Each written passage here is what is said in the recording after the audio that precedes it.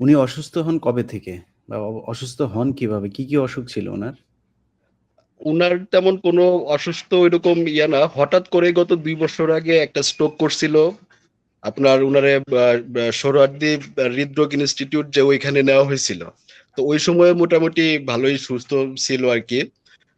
দেন আপনার মানে হঠাৎ করে আপনার গত ১ বছরের ভিতরে উনি বেশি আরকি মানে অসুস্থ হয়ে পড়ে আরকি। আপনার আ আরেকবার স্ট্রোক করার পরে প্যারালাইজড হয়ে গেছে। প্যারালাইজড হওয়ার পরে নড়াচড়া করতে পারে নাই। তো আমরা ওইখানকার যে আরো যে লোকজন ছিল কয়েদি তার দ্বারা মানে আমরা সেবা যত্ন করাইতাম আরকি। বাট ওইখানে আসলে কি ধরনের সেবা সে পাইতো ওইভাবেও মানে বলতে পারে নাই সে আমাদের কাছে। কারণ সে তো ওইভাবে কথাই বলতে পারে নাই ভালো করে। সপ্তাহে ১ দিন আমাদের কাছে ফোন দিত। মানে তার কথা বোঝা যাইতো কি যাইতো না এরকম। উনার বক্তব্য আমরা অন্যজনের মাধ্যমে শুনতাম। মানে এই ছিল উনার আসলে সার্বিক পরিস্থিতি লাস্ট ১ বছরের। এবার চিকিৎসার ব্যাপারে কি কোনো সরকারের কাছ থেকে যখন অসুস্থ না, হলে আমরা চিকিৎসা চিকিৎসার নেওয়া ব্যাপারে সরকারের কাছ থেকে কোনো কিছু পাই নাই। যখন আপনার জেল হাজতে যখন উনি বন্দী থাকে, যখন গুরুতর অসুস্থ হয়ে যায়, তখন পুলিশের মাধ্যমে কোনো একটা হসপিটালে তাকে স্থানান্তর করা হয়। জাস্ট ওই পর্যন্তই।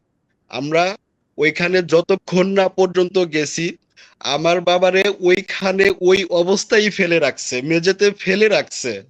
কোনো একটা মানুষ তার কাছে নাই। মানে কোনো প্রকার কোনো নাই। মানে এরকম একটা অবস্থা। উনাকে যখন নিয়ে যায় তারপরেও আমরা জানতে পারি না যে উনি হসপিটালে আছে। মানে আমাদেরকে কেউ জানায় না। আমরা যখন ওইখানে যাই তখন আমাদেরকে নানানভাবে হেনস্থা করা হয়। আপনি কে? আপনি কোথা থেকে আসছেন? আপনাকে কে খবর দিছে? এই ধরনের মানে প্রশ্নবিদ্ধ করে। মানে তারপরে যখন তাদেরকে চা নাস্তা খাওয়ানোর জন্য যদি কোনো কিছু যদি আমরা দেই, দেন তারপরে তার কাছে আমাদেরকে যাইতে দেয়। এই হচ্ছে হলো সার্বিক পরিস্থিতি মানে ভর্তি হওয়ার যেদিন ভর্তি হয় হসপিটালে মানে তখনকার বিষয় যেটা। সবশেষ এই যে হসপিটালে গিয়েছেন কবে উনি? সবশেষ হসপিটালে গিয়েছে আপনার গত মাসের ৯ তারিখে মেবি। আ ডেটটা এক্সাক্টলি আমার মনে আসতেছে না। শেষের দিনগুলো কেমন ছিল উনার?